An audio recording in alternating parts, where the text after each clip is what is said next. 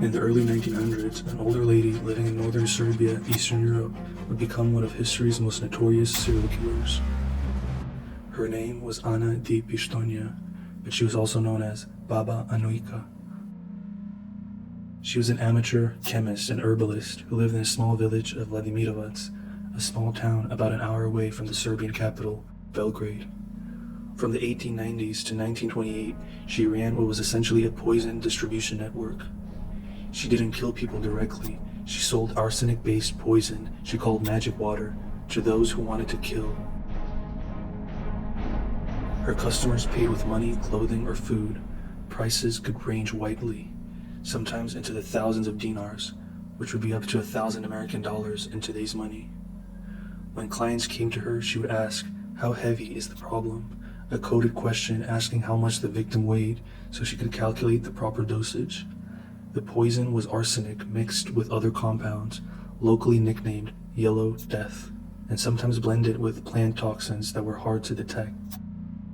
When administered gradually in food, it mimicked natural illnesses like gastritis or intestinal inflammation.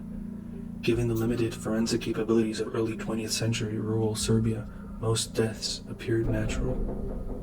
Court records and later testimony indicate she operated for roughly 50 years and was connected to somewhere between 50 and 150 deaths, though the exact number is unknown. Anujka's clients were primarily women from rural areas facing domestic problems. Some had abusive husbands, others wanted to escape arranged marriages. Anujka would provide instructions.